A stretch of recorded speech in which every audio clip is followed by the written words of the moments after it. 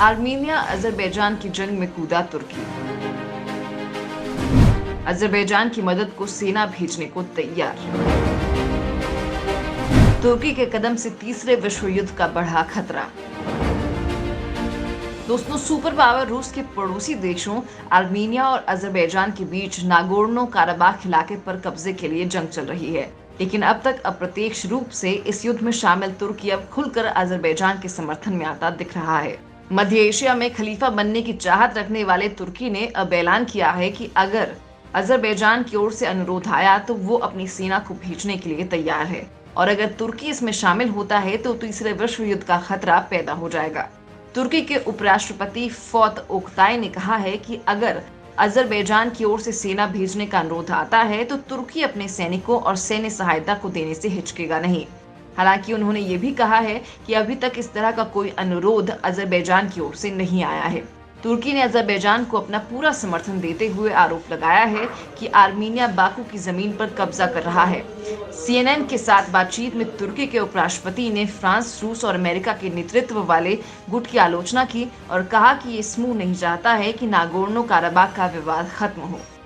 उन्होंने ये भी आरोप लगाया कि ये समूह आर्मीनिया की राजनीतिक और सैन्य रूप से मदद कर रहा है। दरअसल शुरुआत से ही तुर्की पर यह आरोप लग रहा है कि वो न सिर्फ इस युद्ध को भड़का रहा है बल्कि खुद को एक मुस्लिम दावेदारी एक बेहतरीन देश के तौर पर भी पेश कर रहा है।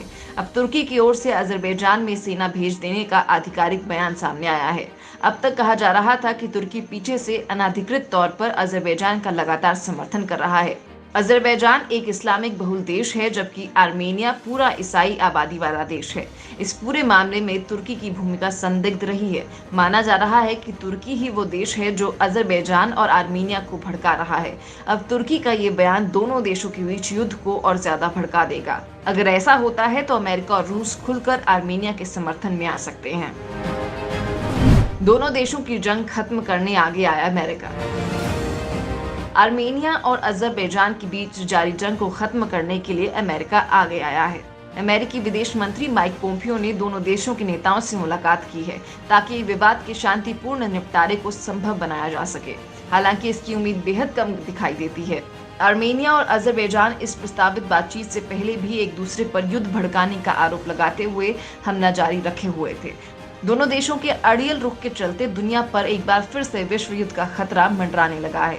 अमेरिकी विदेश मंत्री माइक पोम्पियो ने अजरबैजान और आर्मेनिया के विदेश मंत्रियों के साथ अलग से मुलाकात के बाद कहा है कि उन्हें उम्मीद है कि दोनों देश जंग छोड़कर शांति के बारे में सोचेंगे, जबकि इस मुलाकात को लेकर आर्मेनियाई प्रधानमंत्री ज्यादा उत्साहित नजर नहीं आए। उन्होंने कहा कि लंबे समय से चली आ रही इस लड़ाई का कोई राजनयिक हल उन्हें नजर नहीं आता। आर्मेनिया अजरबैजान की जंग में 5000 की मौत। आर्मेनिया और अजरबैजान के बीच जारी जंग में अब कितने लोग मारे जा चुके हैं, इसकी कोई आधिकारिक गिनती तो नहीं है, लेकिन रूसी राष्ट्रपति व्लादिमीर पुतिन ने कहा है कि नागोर्नो काराबाख क्षेत्र को लेकर अजरबैजान और आर्मेनियाई सेना के बीच लड़ाई में लगभग 5000 लोग मारे गए हैं। एक बैठक में पुतिन ने कहा कि दोनों पक्षों के 2,000 से ज्यादा लोग मारे गए हैं।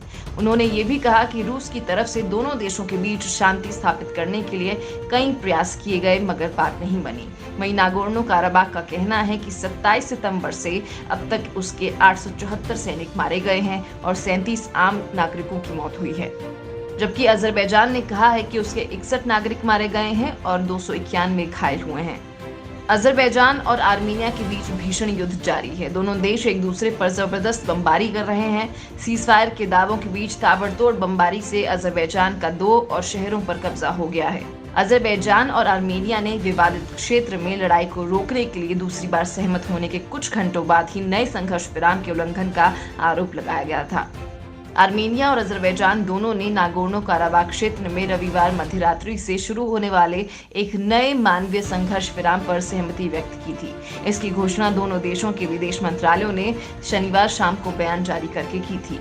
ये दूसरा संघर्ष विराम था जिस पर दोनों पक्ष सहमत हुए थे। इससे पहले 9 अक्टूबर को मॉस्को में लंबी वार्ता के बाद संघर्ष विराम पर पहली सहमति 10 अक्टूबर को बनी थी, लेकिन ये कुछ मिनट तक ही चला था। हालांकि कहने के लिए तो अब भी संघर्ष विराम चल रहा है, लेकिन इसके बाद भी लगातार मिसाइल और बमों से हमले किए जा रहे हैं।